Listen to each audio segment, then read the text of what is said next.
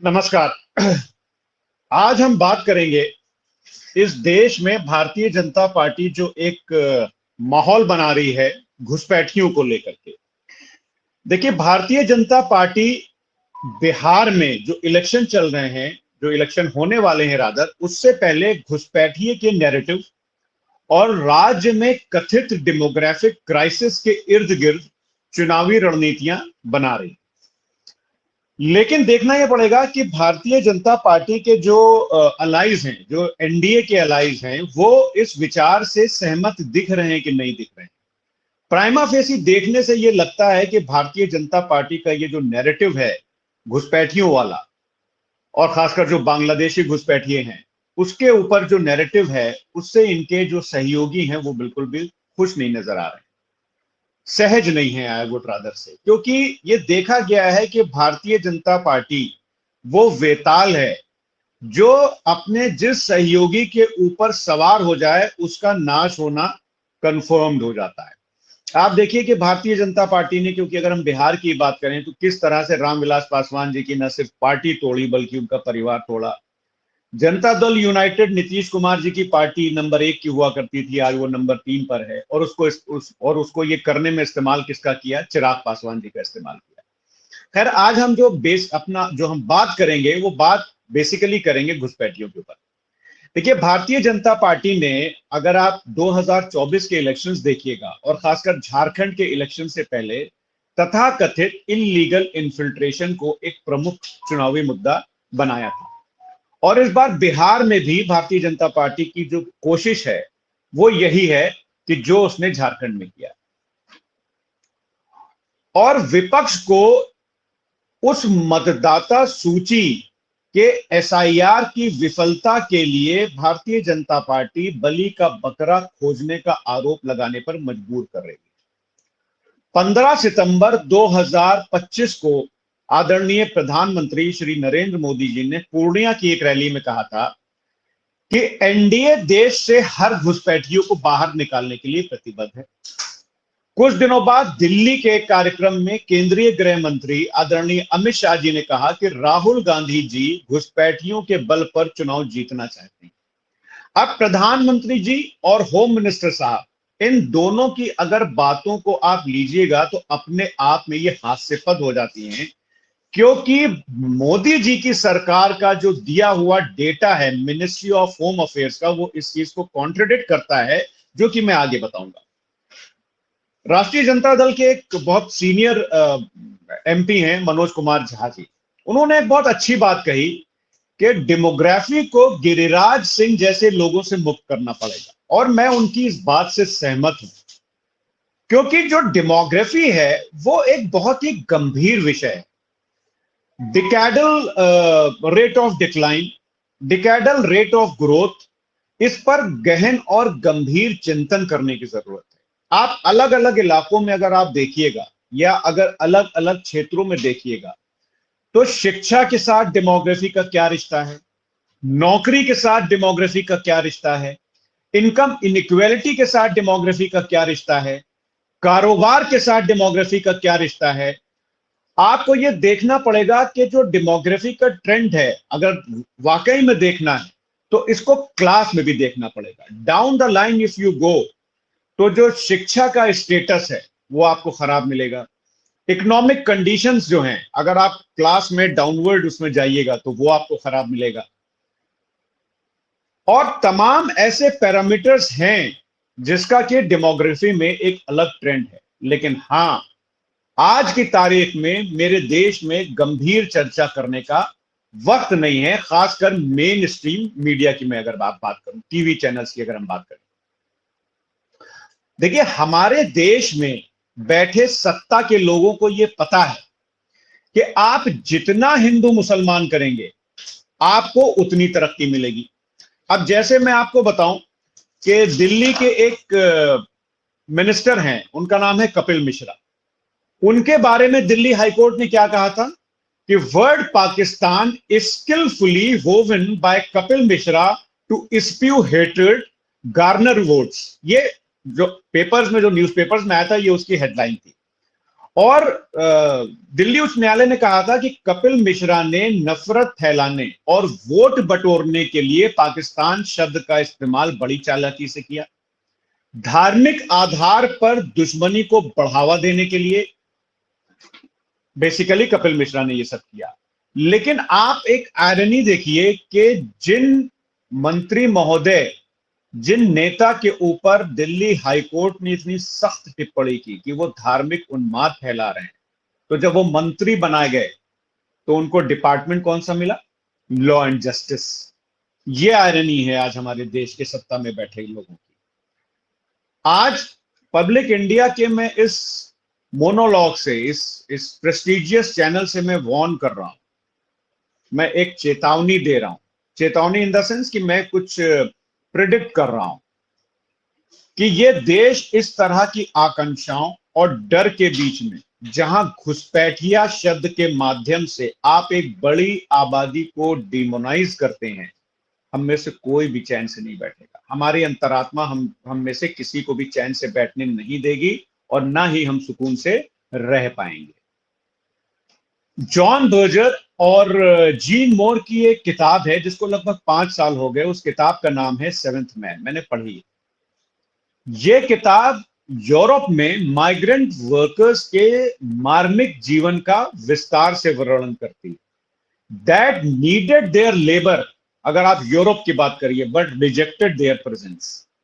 मतलब वहां का, इस किताब के हिसाब से यूरोप में जो लेबर तबका था, जो इधर उधर के देशों से शरण लिए हुए था या और बहुत सारे रीजंस थे, तो उस लेबर की, काम करने वाले की, लोगों की तो जरूरत थी, लेकिन उनकी प्रेजेंस से उनको प्रॉब्लम थी। आज दुनिया भर में migrants, refugees and asylum seekers को वर्तमान की सभी गलतियों के लिए बलि का बकरा बनाया जा रहा है और फ्यूचर के विचार के लिए प्रयोग किया जा रहा है। That ironically is based on the past. अब मैं आपको बताता हूं कि अकॉर्डिंग टू यूएन डेटा, आज दुनिया की 4% ऑफ द पॉपुलेशन उन देशों में रह रही है जहां वो पैदा नहीं हुई, वेदर लीगली और इलीगली। मतलब लगभग 30 करोड़ से ज्यादा लोग आज इन देशों में रह रहे हैं जो वहां पैदा नहीं हुए।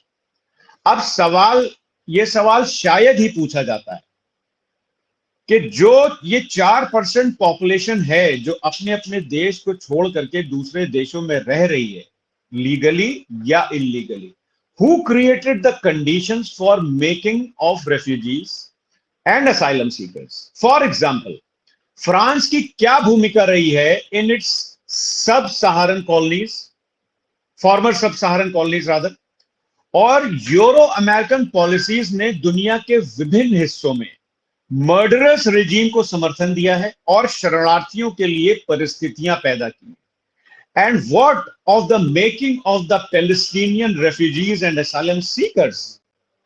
लेकिन नैतिकता की कहानियों के अनुसार दूर दराज के इलाकों में वायलेंस का प्रचार प्रसार, जिससे मटेरियल और फाइनेंशियल बेनिफिट्स तो हो सकते हैं, लेकिन साथ ही इमिग्रेंट्स, रेफ्यूजीज और असाइलम सीकर्स के लिए परिस्थितियां भी पैदा होती हैं।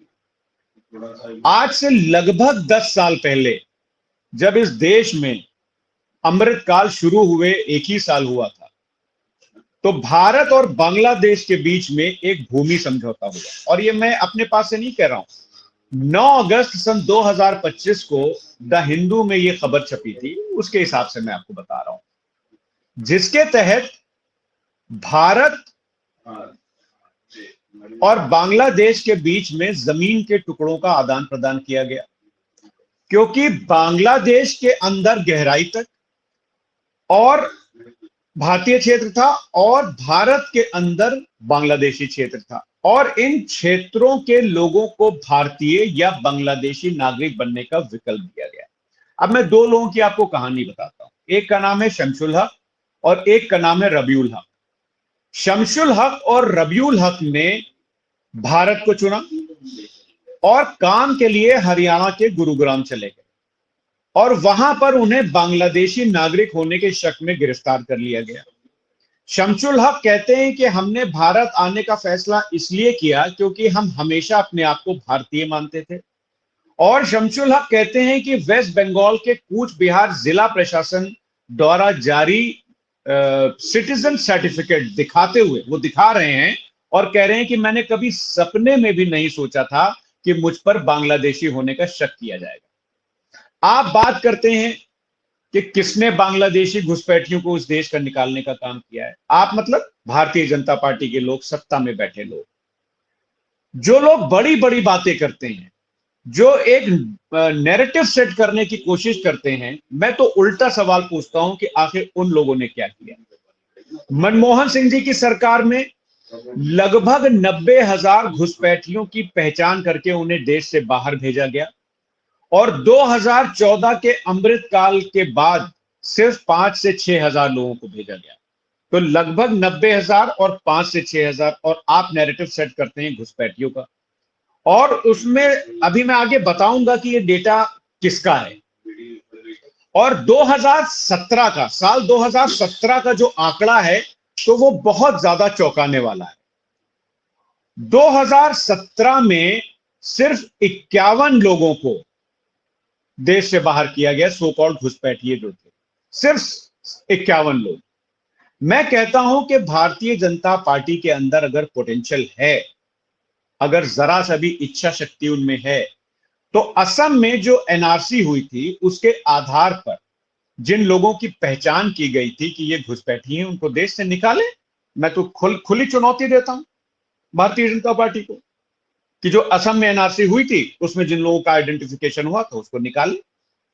अब आप देखिए कि मैं आपको सन 2005 से लेकर के आज तक बताता हूं कि कितने घुसपैठियों की पहचान की गई और उनको निकाला गया। 2005 में इकोनॉमिक टाइम्स में छपी खबर के अनुसार 14,916, 2006 में 13,692, 2007 में 12,135, 2008 में 12,625, 2009 में 10,602 एंड सो ऑन।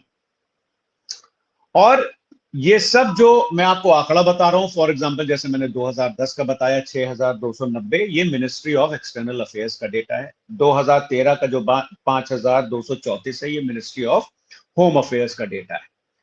अब आप बात करते हैं कि बांग्लादेश के जो अनडॉक्यूमेंटेड थे, जो इंटरसेप्ट किए गए बॉर्डर पर, तो as per the union government data published in the Hindu on 2nd December 2024, लगभग आज से 9 महीने पहले, the number of undocumented people intercepted on the border while entering India or leaving India was 2,995 in 2018, 2,480 2019 में, 3,295 2020 में, 2,451 2021 में, 3,074 2022 में, और 2024 में जब तक के ये खबर छपी थी तब तक के जो number of undocumented people intercept किए गए थे on the border, that was 3,907।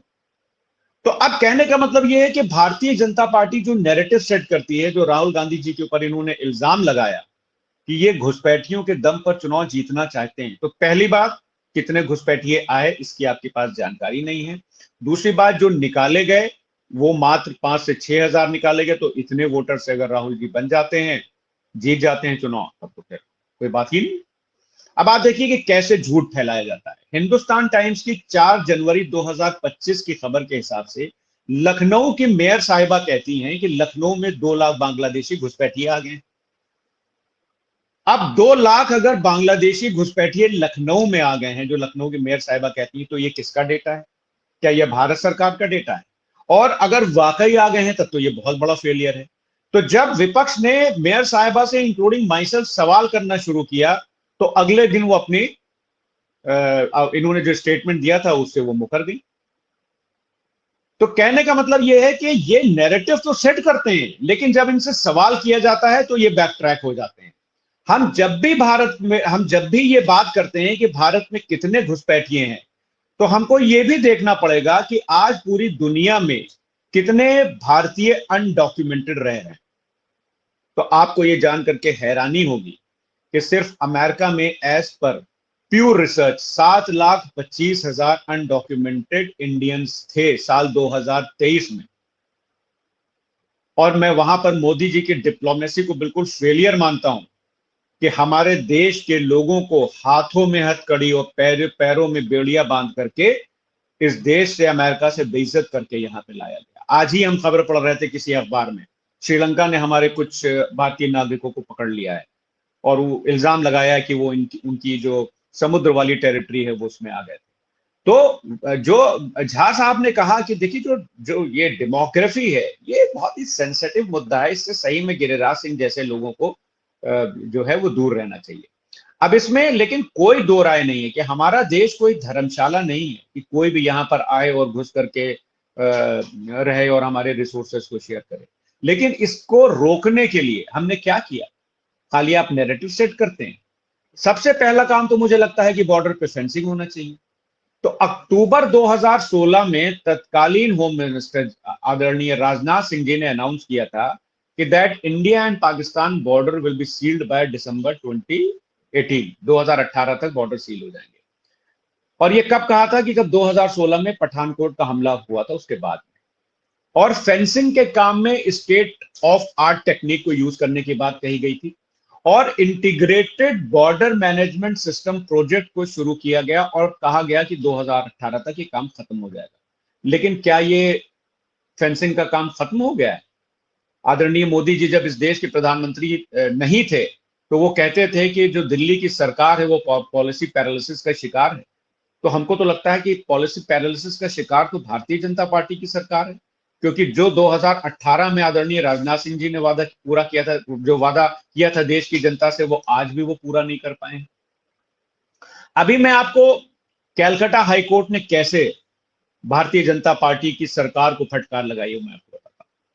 Calcutta high court ने 26 सितंबर 2025 को वीरभूमि के 2 माइग्रेंट वर्कर्स के खिलाफ केंद्र के डिपोर्टेशन ऑर्डर को खारिज कर दिया, जिन्हें 2025 की शुरुआत में बांग्लादेश में धकेल दिया गया था।